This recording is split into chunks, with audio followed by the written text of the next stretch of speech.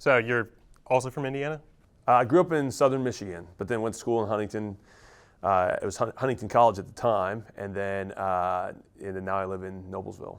So what brought you to Noblesville? Well, I met my wife. She was, love of my life in college, and we met, and she's from Noblesville. That's where she grew up, and so when we got married, we moved there just to be close to her family. I was traveling a lot with my work at the time, and so I wanted her to be close to friends and family. So, yeah. Cool. So usually lieutenant governor is not a particularly contentious race, right? I think a lot of people see it as a ceremonial position, but you threw your hat in the ring even though you're not Braun or Trump's preferred candidate for this race. What got you motivated to run? Yeah, well, I think I saw kind of maybe a gap in the system, right? Like, here's an office, lieutenant governor's office, a constitutionally created office. It's the people's office. I'm a constitutionalist. I've always loved constitutional history, American history. And for me, the people own the office, not a politician. And so what we've done traditionally over the last 30 to 40 years in Indiana is we've given away that office to a politician to give to his or her kind of friend, or for whatever reason, that we've just kind of said, here, politician, you can give that away. To me, that was the problem. I said, well, it's not a politician's to give away; it's the people's to choose. And so, I threw my hat in the ring for the nomination, and the delegates liked the message, and they put me in there. And so, I think we're getting back to kind of the right order, where it belongs to the people. Let the people decide the ticket, and then we run together in the general. So, like I mentioned before, Donald Trump threw in a late endorsement for State Rep Julie McGuire as the lieutenant governor. Why do you think he endorsed that particular candidate? Well, I don't think he knew either one of us. I think it was probably a little bit of a political game, right? I think there were some favors that were called in, and it's okay. I think the system was stacked against me, and I have a deep faith. Obviously, I love the Lord with all my heart. And sometimes God will stack the system against people specifically so that he can show the world this is his hand and nobody else's. So I think when Donald Trump came out against me, well, not against me, but for my opponent, and then you had pretty much every establishment figure in Indiana supporting Julie McGuire, which by the way, Julie's a great rep. She's a conservative rep. She really is a solid a servant of the people. So there's no ill will towards Julie, but I think the Lord just allowed it to go that way so he could say, hey, I get the glory on this. This wasn't Micah. This wasn't any politician. This was not Donald Trump. This was God's hand moving and directing the waters. And I think that's why it turned out the way it did. So Capitol Chronicle got a hold of this memo from inside the Braun campaign, right, written by conservative attorney Jim Bopp, which basically said that some of your previous statements about January 6th could be a liability to Braun's campaign in the general election. What do you think about? I don't think it's a liability at all. I think it taps into what the grassroots has been saying all along. I mean, the mainstream media has made January 6th into something that it was not at all. Was it vandalism? Absolutely. Did I like to see what I saw? No. I didn't like any of what I saw that day, but it was not an insurrection. It was so far from an insurrection. And so I've just spoken out and said, listen, don't let these words get misconstrued. It wasn't Donald Trump's fault. I mean, he said, go and peacefully protest. We didn't have any protesters, they didn't kill anybody. There was no death on the other side. There was a protester that got killed by the police. So, I mean, that was heartbreaking to see. However, I think what I'm seeing on the campaign trail is that it's not a liability at all. Everything that I'm doing is actually, I think, breathing life into the energy of the ticket. Mike Braun's going to be a great governor. He's got a lot of amazing business acumen and prowess, and he's going to take our state into a really great direction when it comes to efficiencies and making sure that the government's working for the people better than it has been. And I think what I'm doing is adding a lot of energy to that grassroots, to the base, and people really are resonating with the message and loving it. So I think there's been a lot of concern, especially from Republicans, that the next election is not going to be fair. There's been claims that, undocumented immigrants are going to be voting en masse. Do you think this is something that's going to happen? I think we always have to be concerned, right? I think a healthy concern when it comes to our elections is good, because we want to make sure they're free and they're fair, right? We want to make sure that people who have a right to vote get to vote in them, and they can vote in them. And we also want to make sure that the world's not voting in our elections. We're not a one world globalist nation. We are the sovereign United States of America. And so I think in Indiana, everything I've seen as I travel the state, talking to county clerks, people who are on election boards, hey, how does it look in your counties? Most of the time it's hey, it's pretty good. Like, we've got a pretty secure election setup in Indiana. Now, what's going on in other parts of the country, I think I have some big concerns. So if you want to talk about national elections, what I see in Pennsylvania, they've got some big issues in Pennsylvania with their universal mail-in balloting. I mean, France used to do universal mail-in balloting. They got rid of it 45 years ago because it was so wrought with fraud. And here we are in the United States pushing that. And some states are saying, we want this. This is going to be, we're just going to send out live ballots to charities, nonprofits, and just let them distribute these live ballots. And you have no idea who's filling them out. And so I think there's certainly some concerns I have nationally. But in Indiana, I think we've done some really good work to make sure our elections are secure, but we can't fall asleep at the wheel either. Right. So if, after the general election, Donald Trump ended up losing the election bid, and if Bronny yourself ended up losing the election bid, would you accept those results, or would you? Certainly if I thought they were free and fair, right? I mean, if it was if Trump lost, if we lost free and fairly, then absolutely. The question that I have is, we need to be able to know that it's a fair and honest election. And I think after seeing what we've seen over the last few years, there's some serious red flags. In other states, I think Indiana's pretty solid. I don't have any major concerns that I'm going to see the results on election night in Indiana and think, oh man, somebody's been tampering with things. But I think we'll have to wait to see what happens in the national level. But as long as they're free, as long as they're honest, as long as it's upright, then I'm good with whatever the results are. All right. So you mentioned that you would be a check and balance on the governor when you're elected. So, like we were talking about before, lieutenant governor historically has been a little bit more ceremonial. I mean, how do you see your influence playing out in the State House? Yeah, I think influence is a good word, because I think that's really what I'm good at, is taking a message and influencing people towards what I believe is true, what I think is true, what the Constitution lays out is true.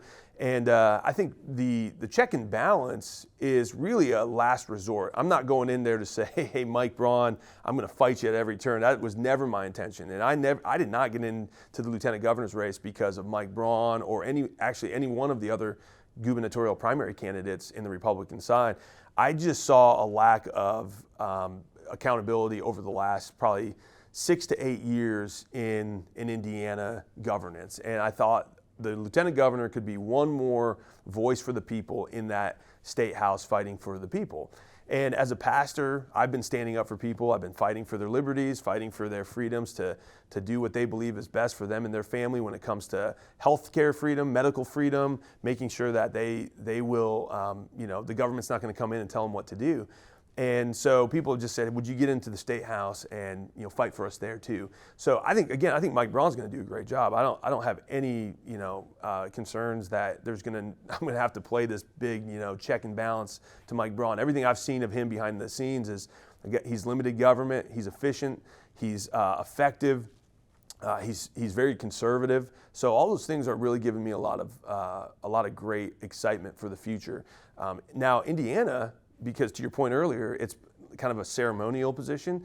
Our lieutenant governor in Indiana, most people don't know this, from a statutory perspective, is one of the most robust LG offices in the entire country, with being the Secretary of Ag, overseeing OCRA, which is Community Economic Development in Small Rural Communities.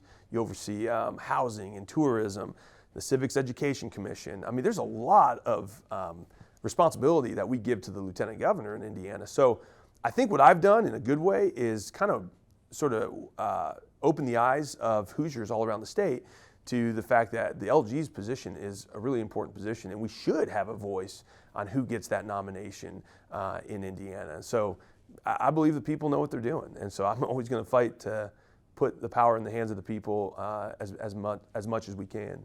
So you're talking about a lack of accountability in the governor's office for the past 8 years. So I guess you're probably referring to Holcomb specifically. Are there any particular areas you would point to? Yeah. And Eric Holcomb, I think, is a fine man. Like, this is not personal. I think he really, from all accounts, people around him who know him say he's a really good person. I think what I saw in 2020, though, was an egregious overstep of government power in our lives. I mean, labeling people essential, non-essential, forcing people to wear masks, forcing vaccination statuses, shutting down businesses and churches. These are things that you can make the argument whether they're good or bad. That's not what I'm talking about here. But these are things that the Constitution strictly forbids the government from doing, and yet our government was doing it. And I would go to our state reps and our state senators and say, hey, what are you doing? Like, we can't, because the governor has to call us back into session. And so I just saw, really, from the executive branch, we just really dropped the ball. I think we were 22 months, 23 months in a constant state of emergency when everybody knew we weren't in a state of emergency that long. It was just a way to get more FEMA funding, more federal dollars into our state, and everybody kind of knew it. So we're increasing the national debt for this, false sense of, emergency status. And so I think there was things like that.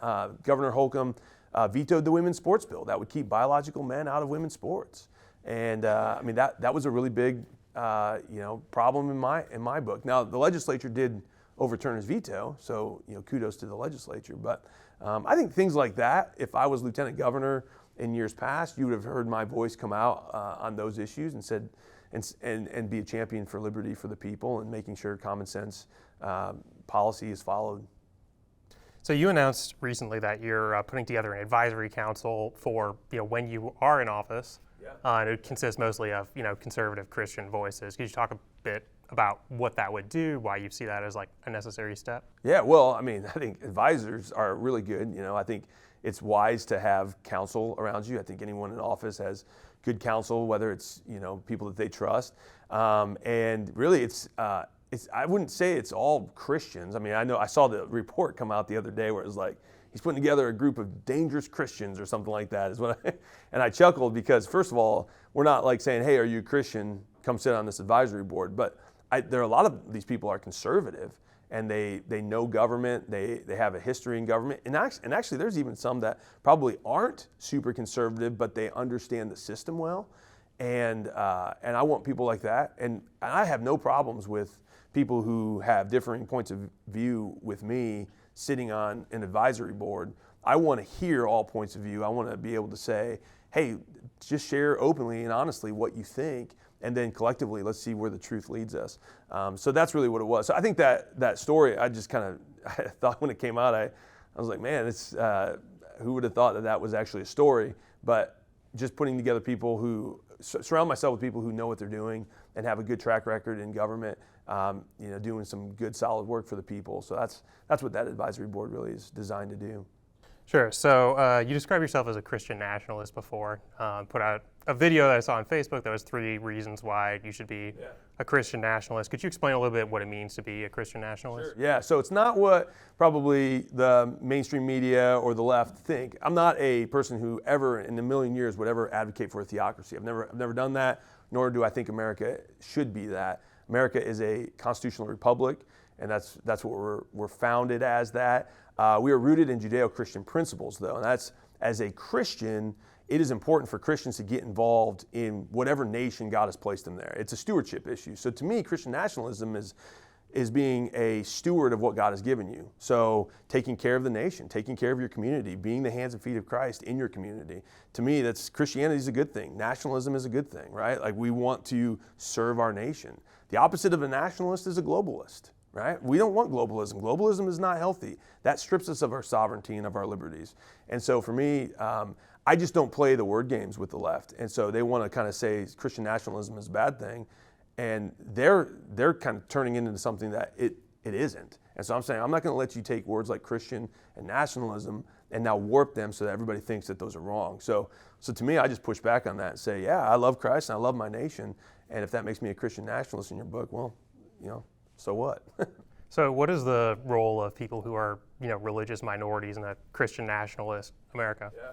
So Judeo-Christian principles doesn't mean that everybody has to be a Christian, right? We are rooted in Judeo-Christian principles in America. Our republic, the founders, they reference the Bible more than any other book in our founding documents. Deuteronomy was referenced more than any other book of the Bible because Deuteronomy has to do with law, building a strong legal system, one that protects liberty, one that protects the government from growing too big and too fast. So for me, anyone's welcome to be part of this amazing nation, right? I don't care if you're a Christian, atheist,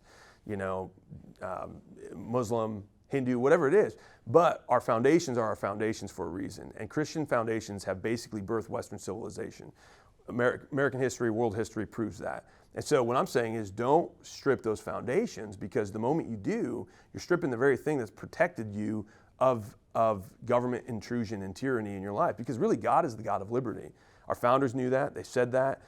They were all, the majority of them were very much Christ-following Christians, and they went to Scripture to develop and to create this amazing republic.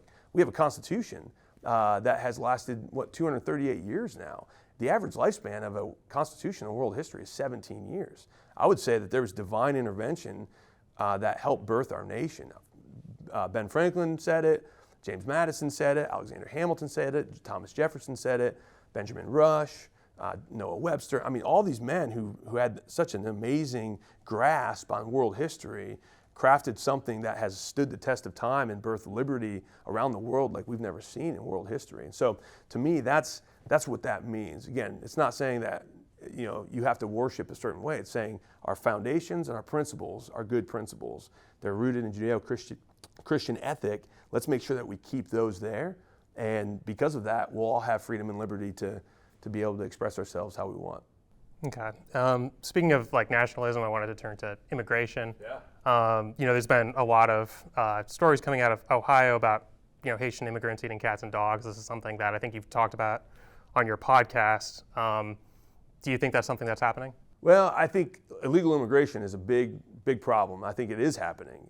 That now, as far as eating cats and dogs, I have no idea. That was the story. I think it. Who knows what to believe? You hear all kinds of things. I've seen body cam footage from police officers where it certainly looked like that was happening, but then come to find out it was a goose or something like that. But either way, the point is we have opened our borders. Biden and Harris have opened up our borders. We're seeing an influx of migrants, Venezuelan and Haitian migrants in Indiana. I've talked to multiple law enforcement officials, whether it was down in Daviess County, Hamilton County, Logansport, Cass County. I'm seeing all of these stories, and I'm talking to law enforcement and also citizens of those counties, and they're saying, yes, we are seeing that. We are seeing a huge uptick in people that don't have legal status here. It's causing a lot of problems. It's overrunning our school systems. It's overrunning our healthcare systems. And so we have got to get a handle on the illegal immigration problem. It really is a federal issue, but if the feds won't do it, then the states have an obligation to do that and make sure that they're protecting our citizens here in Indiana. So what would that enforcement look like on a statewide scale? I think anything from making sure that we're contacting ICE when someone gets detained and they don't have legal status here. I think it's doing what Ron DeSantis or Governor Abbott did in Texas, where if the federal government won't come and get them back into their home nation, then we'll do it for them. We'll make sure that we are protecting the status of legal citizenship. And people will often say, they'll say, hey, that's not loving to take an illegal immigrant and take them back to their home nation. I would argue it's unloving to do anything but that, because you're not taking care of your community. You're not taking care of your kids. I know teachers in Hamilton County right now. They've got multiple phones out with multiple translating apps on their phone, trying to teach not only the legal citizens, the students that are there, but also these illegal students, these citizens or these illegal immigrants that are in our school systems. And so you have teachers trying to teach and also translate into Ukrainian and into Spanish. And now what are we doing? We're forsaking our own children and a good education for them, because now we have to slow down everything that this teacher is teaching, because we've got a classroom full of naturalized born citizens, legal citizens, and illegal immigrants. And so we can't continue this. This is insanity, and we have to put a stop to it. It needs to be the federal government. And Biden-Harris, they have completely dropped the ball on that. I mean, even people on the left are acknowledging that now. I mean, it's not even a debate at this point. It is a complete dumpster fire when it comes to immigration in our country, and everybody knows it. So it's not hard to fix. We just have to have somebody in leadership to say that we're gonna do the right thing. So should illegal immigrants be able to attend a public school? I don't think so.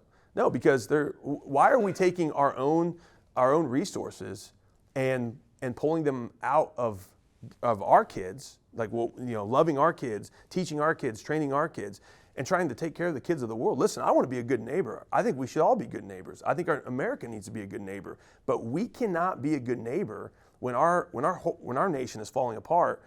I want to help nations like Haiti. I really do. We send a lot of our charitable giving at our church to Haiti. We've given thousands of dollars to the crisis in Haiti. But we got to first make sure everything is good at home, or else we won't be able to be good neighbors to the world. And so if we don't get it right here, then we'll never be able to have the strength to get it, to be a helping hand when the world needs us. All right, thank you. So recently you joined the Board of Trustees of the Hamilton East Public Library, right? Yeah. And the board ordered this review of books that were in the teen section. I think Indy Star said it would cost somewhere around $300,000 to do that review. Do you think that teenagers and kids should be restricted in terms of what reading material they're able to access? Yeah, absolutely. As far as age-appropriate content, we've always had that, right? So when you ask the question, should teenagers and kids be restricted? Yeah, we don't put pornographic material in the purview of children for a reason, right? My argument was always, we're not banning books. I never once called for a book ban on any book. It was just age-appropriate shelving. Is this content appropriate for a child? If it is, great. If it's not, let's get it over into the adult section. If mom and dad want to check out the book and show the kid later at home, well, that's on them. I guess, I would certainly advise against that as a parent, but they can choose what they want to do. But as far as putting it in the public space, in front of children, that's what we were doing. And it's fun when I have this conversation with leftists when they say, oh, you're a book banner. I'll show them some of the images of books that we moved to the adult section. I'll say, you think a 13-year-old or a 12-year-old or an 8-year-old should be able to access this? Every single time. Oh, well, not that. That's pretty egregious. That's pretty gross. That's pretty graphic. Oh, so you agree with exactly what we did? Well, I mean, we don't want to ban books. Well, nobody's banning books. We just moved it to the adult section. So when you get down to what was going on, it was absolutely appropriate. It was just the left that has an agenda to sexualize children. They didn't like it, and so they came out and they were screaming, and we stood up to them, and for good reason too. And we've made a lot of progress on that library board, and we now have seen a teen section created that has content that would be appropriate for teens, but maybe not for elementary students. That was one thing we were pushing for. That finally got enacted, so that's good. And but ultimately, it was never about banning books. Nobody was calling for a book ban. And so people say, you want to ban books? I'm like, tell me what book I have ever called to be banned, and they can't because I haven't. But it is about keeping age-appropriate content in those sections, and then putting inappropriate age content in the adult section. So the 10th anniversary is coming up for a Supreme Court case that ruled that same-sex couples are able to get married in any state in the United States. So I wanted to ask, do you believe that this has harmed society over the last 10 years? So I think I've always called for civil unions, right? If somebody wants to, say, hey, I love this one person, I want them to have power of attorney, I want to be able to pass my things on to them. If you're same-sex or not same-sex, the government doesn't have a right getting in the business of that. So I've always called for that. Marriage is defined by God. The reason I've always been against this idea of changing the definition of marriage is because man didn't define marriage, God did. And now you're making the sacred and you're taking it and defiling that. And so I've always held to that marriage is sacred. And as a society, I think we do better when we hold those things that are sacred, that are the traditional norms, that again, Judeo-Christian principles are rooted in, that our nation is rooted in. We're going to see better outcomes. We're going to see stronger families. We're going to see education stronger because of that. But I think ultimately we have seen a decline in society over the last 10, 20 years. I don't think it's just that. I think there's a lot of reasons why that's happening, but I do think it's because we are chipping away at the traditional value system that has made America a strong nation. We've got to have strong families, and studies show time and time again that children grow to be more successful, to have all the things that they need growing up when there's a mom and a dad in the home. Doesn't mean that two dads who are in a relationship can't be good dads, but they're going to be terrible moms. Two moms who are in a relationship are sure going to be great moms, but they're not made to be dads. And so again, it goes back to those traditional values, and I defend those values because they work, and it really does make society a great place when those values are the gold standard. So should same-sex partners be able to raise children? Absolutely. This is not about we're taking that right away. I'm just saying when we do it the way it was traditionally laid out by God to work, it works better. I think society's broken. I think there's certainly a place for students and children when they don't have a mom and dad, and there's a gay couple that wants to raise them. Hey, that's better than the foster care system. I mean, the foster care system in Indiana is completely broke. And so, but it's not the gold standard. And what I've always said is make the gold standard and keep it there, and let's move society up instead of bringing the standard down to where we have been going. And I think, again, you look at our culture now as opposed to 20, 30, 40 years ago, and it's a case study. I mean, you can see it. It's going in a not good direction. I think most people can see it, they can sense it, they can feel it. And I think it's because we've been lowering the standards of what God said is right, true, and virtuous. We've got to get back to that. And again, it doesn't mean that you're not welcome. Doesn't mean that you don't have a place in society if you have differing opinions. But don't lower the gold standard, because as you do, society will begin to break down, as we're seeing. So, like, the government, in other words, has a role to step in and define what marriage is? I think they don't have a role to define what marriage is. They have a role to uphold what the definition of marriage is. So they never defined it. It's not government's to begin with. So you can't redefine it if you didn't define it in the first place. So they should have always just upheld what it once was and what it always has been. That's what government should do. Defending what is true, what is right, what is virtuous. That's the role of government. Protecting the rights of citizens is the purpose of government, but government has to have an idea of what is morally true, what is virtuous, what is right and good, or else they're going to run off the rails just as quickly as any individual will, and nobody's going to know up from down or right from left. So we've done a lot of coverage at this station in particular on the federal death penalty. There's a federal penitentiary in Terre Haute where America's executions are carried out. Yeah. Indiana itself is also about to carry out its first state execution since 2009. Yeah. Wanted to ask, where do you stand on the death penalty? Do you think we should see it applied more broadly, or do you think it's something that we should do away with? Well, I think first of all, the death penalty is a good thing. We got to remember that this is what puts fear into the hearts of evildoers, right? So Romans 13 in Scripture lays it out. It is the government's job to carry the sword. They do not carry the sword in vain. They put fear into the hearts of those who will do evil, those that would do things to you or your families or your children and children's children that are wicked and evil. We don't want them to do those things. Well, how will we stop them unless they're afraid of the consequences? That's what the death penalty is for. That's one of the first laws God ever gave man. It's called the Noahide laws. When he told Noah, he said, if you shed innocent blood, then by man's hand will your blood be shed. And it was God saying government has a job to protect life, protect the innocence of life. And if there are evildoers, if there are wolves that are going to come in to the sheep's pasture, it's the job of the shepherd to kill the wolf. And so that is, I very much support the death penalty from that perspective. I will say this, there has to be an incredibly high bar for us to enact the death penalty. We should want that. We should always demand that it is the highest of all bars, that there is beyond a shadow of a doubt that this person has done what they are accused of, and that this is the justice and the consequences of what they did. If there's reasonable doubt, then they shouldn't get the death penalty. I mean, we have that high bar on purpose. So I do support the death penalty, but I also want to see very, very strict high bars where Ben Franklin said it best. He said, I'd rather one guilty go free than 100 innocent be condemned, right? I think that's a good thing. I think we want that society where the weight is on the government to prove the guilt, not on the person convicted to prove their innocence.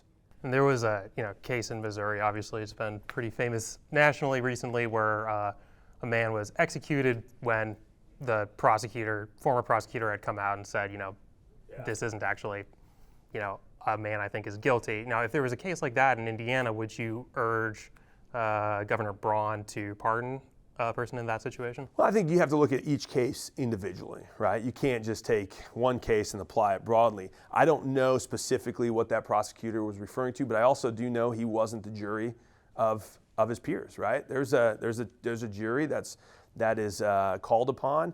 The prosecutor is just one person. Now, I think it would certainly give pause. I think if you were the justice system or in the justice system and the prosecutor comes out later and says, hey, we might have missed something, I think we need to go back and probably have a very honest, open dialogue about what did we miss here? Because again, rather one guilty go free than 100 innocent be condemned. And so we've got to make sure that bar is very, very high.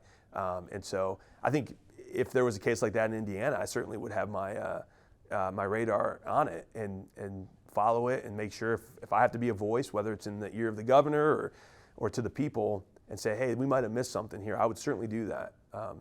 My heart is to defend those who are defenseless, to fight for those who maybe can't fight for themselves. So I would certainly, I think that would probably play out, pretty passionately if that were the case. All right. So something that, of course, we cover a lot of here in Bloomington is university business. And then there was a law that was passed last year, Senate Enrolled Act 202. Have you heard of that one? I'm not sure which one that would. Yeah, it's a bill that essentially ties tenure protections to intellectual diversity in the classroom. Requires professors to put forward a number of viewpoints. What do you see the state's role as in university education? Yeah, well, if it's public education, I think the state has a big role to play in that. I mean, so if they're getting public funds, then they have a duty to step in and say, hey, what's being taught? I mean, we don't want lies being substituted in the place of truth. And you may argue, well, who gets to decide what's true or what's a lie? Well, I think that's where collectively as a state we have to come back to the table as legislators and say, okay, what's allowed? I will tell you this, I think higher academia has become a place where indoctrination reigns supreme. You can't, I know conservative students right here at IU that cannot say their conservative viewpoints for fear of getting docked on a grade, being ostracized from extracurricular activities, or losing friendships. And I hear that all the time about IU. I hear that, you can't be a conservative and go to IU, at least openly. That's not freedom. That's not tolerance. That is the opposite of that. And yet we have professors and administrations in places like IU that are saying, if you're conservative, keep it to yourself. But if you're on the left, then, the sky is yours, the floor is yours. And so, so that has to stop. This should be a place where all ideas can be shared and people can welcome the idea. The staff and the professors, the administration, they should welcome this beautiful mosaic of ideas and then let truth play out. And it's not happening. It's not happening at IU, and colleges across the country are pushing conservative viewpoints aside, and they're doing it intentionally. And so we see it, I see it, all of Indiana sees it. When I travel the state, this is not a secret. You talk about IU, most of the time people say, oh yeah, you're going to send your kids there to get indoctrinated. That's just a fact. Now, IU has an incredible storied history. I wish it wasn't that way. I wish we weren't indoctrinating our kids at IU, because IU has a huge storied history where I want it to be the cream of the crop in education. But if we can't have professors and administrations that welcome all thought, then you're not going to be able to get to that beautiful higher academic learning that I think most of us would say we want for our state. So I think that bill that you're talking about was in response to this egregious, intentional assault on conservative thought in places like IU. And it's happening. And all of Indiana sees it. That's why they're electing legislators to go and deal with this. So, and I hope IU will take some, onus on its own to say, yeah, maybe we have a problem. Let's do some self-reflection here. Maybe there is an issue. So that way the state doesn't have to step in and fix it. But if they don't, then the state will. How much do you think this is an issue that involves personal perception and like anecdotal cases versus like something where it's demonstrably true that students are being persecuted against further conservative beliefs? Oh, I think it's demonstrably true. I think we've seen that across the board at IU and other public institutions and schools around the country. There's evidence upon evidence, case upon case. I mean, we've got professors I've got stories of professors that are docking students and telling the students that they are being docked because their conservative viewpoint. It's not because of the content or the way the content was presented. It's literally because of the conservative viewpoint within the content. And so that's, I see it. And again, you might say, okay, well, is it anecdotal? Well, how many times do I have to hear the same story from a student that I used to be a youth pastor with, or that a parent that I know who has kids where now they're coming back and they have a completely different worldview perspective, and they're being told like, hey, you better follow the company line or else. And so, I mean, again, I hear this countlessly all over the state. And so we want places like IU to be open to thought.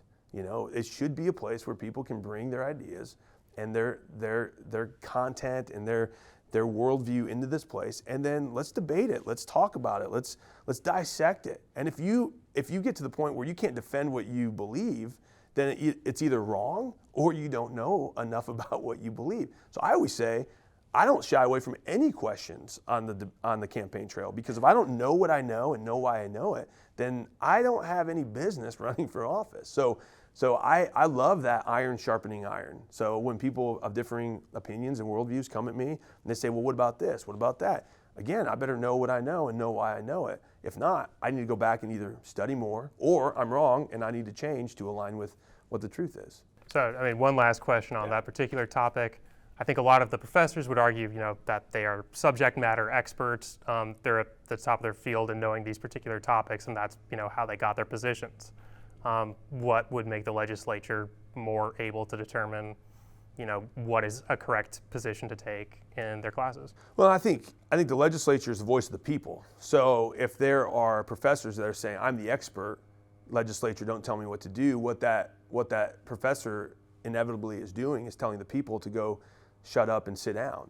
And if you work at a place like IU where it is a publicly funded institution, then you have no business as a professor telling the legislature to shut up and sit down, because that is the voice of the people, the same people that pay your salary, the same people that have enacted this campus to do what the campus is supposed to be doing. So if there's ever, I got this in the library battle, people would say, well, the publishers or the authors are the experts, so you're just a little pastor, from Noblesville. Who are you to say that they're wrong? It's like, listen, I know truth. I know I can speak to what I see as well. And by the way, I'm a pastor. I'm an expert in morality. So, I can see these things very clearly.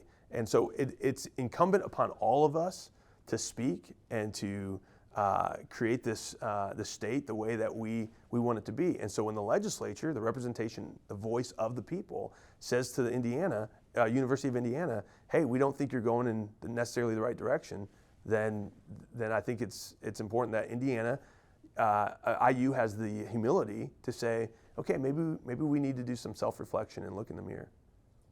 All right, so talking about Southern Indiana, there's a lot of different things people do here. I mean, the university is just one of them. There's a lot of farmers. There's people who work in forestry. I mean, what do you think are the major important issues for voters here in Southern Indiana? Well, what would you do to solve those? First of all, I think property taxes is a huge one. I think we're seeing that all over the state. We're seeing that from farming to home ownership to business ownership. Property taxes have got to be addressed, and Mike has put out a great plan. I think it will give cover to legislators to now do their job and fix the problem. And so we're already seeing some really, I think, substantial plans come from different lawmakers around the state. So I look forward to working with the legislature and with Mike Braun to help people stay in their homes and keep their businesses and keep their family farms. To me, it's egregious that the government thinks it could take somebody's property just because they can't pay taxes after they've lived there for 30 years And with rising inflation, and they're on a fixed income, and the government they think they have the right to go in and take this person's property just because they can't pay the government rent to stay there. That's not what our founders ever envisioned. That's not what our nation should be. And so we've got to fix that on day one, and we will. We'll start working on day one. That's going to be one of the top priorities. And I know it is too with the legislature. I've talked to a lot of state reps and state senators. You're going to have local units of government that are going to say, okay, well, what about us? Because property taxes is a big way local governments fund themselves. So there's certainly going to be some common ground that we're going to have to find, but it's doable. I'm confident we can find a solution for everybody. And really quick, could you kind of explain the basics of Braun's plan? Yeah. So first, it's a 3% growth cap. So you're not going to ever see your property taxes go increase year over year more than 3%. So we've seen, to give you an example, farmers have seen from last year to this year a 26.1% increase in property taxes. That's crazy. That can't be allowed to happen. So what Braun's plan does is caps those egregious rate hikes. So if that would have been in place for farmers last year, it wouldn't have been able to go up to 26%. The most it could go up would be 3%. And I think that's the first thing. There's a 2021 reset, which I think is great. Kind of gets us back into some aspect of normal way of life when it comes to this inflation. I mean, Biden has really screwed things up. Biden and Harris have really done big time damage to our economy, and inflation's one of the ways they've hurt us. But this would help kind of set that back, and so we'll come in and say, hey, we're going to put it back to those 2021 rates. And then I think anytime we see referendums, I think one of the pieces that I know Mike has really been a champion of on the campaign trail is making sure that referendums happen on even years during election cycles, because sometimes you have voter turnout that's as low as 13, 14, 15% in some counties, and there'll be a referendum that increases property taxes, and you have a majority of people that didn't even come out to vote for it. Now, you can argue that people need to be more engaged, and I would say absolutely they need to be more engaged. You should never let a vote pass without going to vote. So that's one issue. But the other issue is let's make sure that we actually are getting the majority voice of the community and putting referendums on years where it's even years. It's a little bit more of a voter turnout historically, and that would be one of the crucial pieces too. So those are a few basic aspects of that plan. Okay.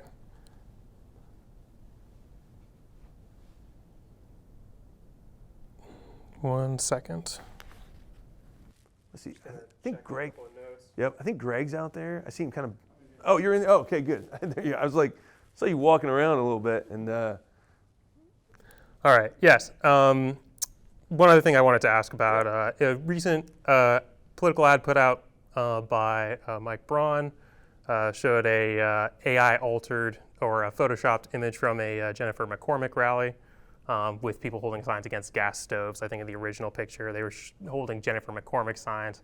I mean, where do you stand on use of, AI or manipulated images when it comes to political campaigning? Yeah, I haven't seen that, but I certainly know that's going to be an issue going forward, where we have, deep fakes, and I think it's just going to be something we're going to have to wade through the murky waters of that, because I know people have put things out that I've said or photoshopped me in images that I'm not in, and we've got to have a good faith effort to honesty on both sides of the aisle. So that's, to me, that's the number one thing is let's give honest assessments of, you can go after your opponents, that's fine, but go after them honestly and in good faith as a way to do that. And I think we're going to have to address this more and more every election cycle.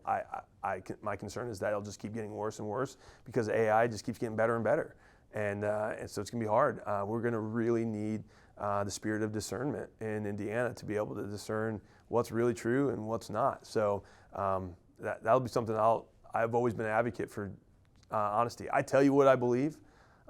Anyone can ask me about anything, and I'll be honest with you, and then you can decipher what you think about it. But to have AI kind of coming in and putting your image or putting images around you that isn't true, then I think the legislature is really gonna have to wade through that with wisdom, because how do you do that and also protect freedom of expression, right? So there's that. That's going to be the argument against, coming against AI is, where's the line of the First Amendment in this, right? And so, which obviously I'm a big defender of the First Amendment. And protected speech was it's the speech that most people are not for. That's why we had to protect it, right? If it was speech that everybody agreed with, we wouldn't need the First Amendment. So, but we have to protect the minority rights in Indiana and America because they have God-given rights just like everybody else does. So it's gonna be a complicated issue, but certainly one that we're gonna tackle and we're ready to do so. Sure, and if somebody put out an image that turned out to be photoshopped or manipulated, would you urge them to take that down? Well, yeah, I mean, and again, I think I'd have to see it. I'd want to see the details because I know on both sides there's going to be people that say, well, that was manipulated, and there's going to be other people that say, well, no, it wasn't. So you're going to have to get to the truth. I mean, even within all these battles that I've seen with AI manipulation already, it's been, well, he said, she said. So again, yes, if I found out that this was, truly manipulation and it was something to where, people were bold-faced lying, I would certainly encourage whoever did that to, put it back up with the right image or content. But I think we're going to have to wade through this as a legislature over the next 10 years. It's going to get more and more complicated for sure. But those are the challenges of the future. And I'm excited to be called to serve and to step in. So that's what we're looking forward to. All right, thank you, Micah. I know this has been a long interview. Devin, did you have any questions? All right. All right. Cool. Thanks, Ethan. I really appreciate your time. Thank you.